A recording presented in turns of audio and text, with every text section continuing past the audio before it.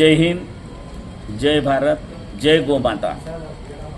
आपण पूर्ण भारतभर गो सन्मान आव्हान निमित्ताने वेगवेगळ्या विभागामध्ये जिल्हाधिकारी किंवा नगरपालिकेचे मुख्य अधिकारी, तहसीलदार अशा वेगवेगळ्या ठिकाणी शासनासाठी की बाबा आम्हाला सर्वांना गोमाता ही एक श्रेष्ठ अशा प्रकारचा प्राणी आहे आणि त्याला राष्ट्रीय प्राणी म्हणून पण सन्मान मिळाला पाहिजे या दृष्टीने आणि गोची जी हत्या होते आहे, गोवंशाची हत्या होते आहे, ती हत्या थांबली पाहिजे यासाठी आम्ही निवेदनं शासनाला देत होतो।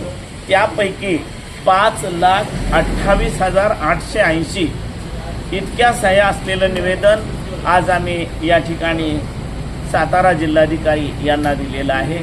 त्याचबरोबर अनेक संत महात्मे आणि वेगवेगळ्या क्षेत्रातील मान्यवर मंडळी सुद्धा या सह्या सरकारला देण्याच्या उपक्रमामध्ये उपस्थित आहेत। अनेक जिल्ह्यातून सुद्धा हा उपक्रम चालू झालेला आहे। गायीचं महत्त्व वैज्ञानिकदृष्ट्या सुद्धा आहे।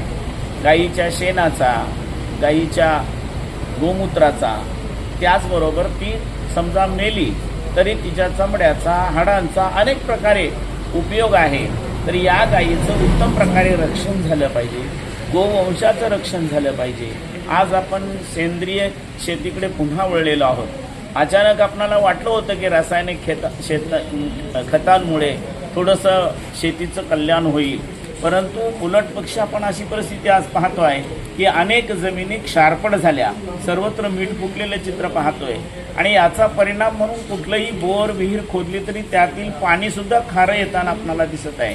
हे पृथ्वीचं संतुलन ठेवण्यामध्ये गायी आणि गोवंश म्हणजे बैल वगैरे यांचा खूप मोठा सहभाग आहे। आपल्या सातारा जिल्ह्याचे एक वैशिष्ट्य आहे, पुष्प पठार म्हणून कास पठाराकडे पाहिलं जातं आणि या कास पठाराचा ज्या वेळेला एक उत्पन्नाचा विषय निघाला तेव्हा ही जनावरं असतील तर परदेशातल्या लोकांना बरं वाटणार नाही असं म्हणून आपल्या शासनाने काही दिवस निर्णय घेतला की तिथे जनावरं सोडायचीच नाहीत।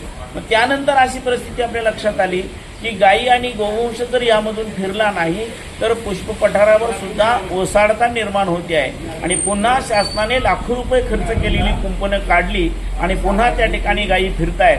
अशा प्रकारे सर्वच क्षेत्रात गायीचं महत्त्व आहे हे लक्षात घेतलं पाहिजे आणि त्या दृष्टीने गायीला राष्ट्रीय माता आणि एक सुंदर अशा प्रकारचं गोवंशाचं रक्षण सर्वांनी केलं पाहिजे या दृष्टीने आपली अपेक्षा आहे आणि त्या दृष्टीने आम्ही शासनाच्या प्रतिनिधी म्हणून जिल्हाधिकाऱ्यांना सह्यांचं निवेदन दिलेलं आहे।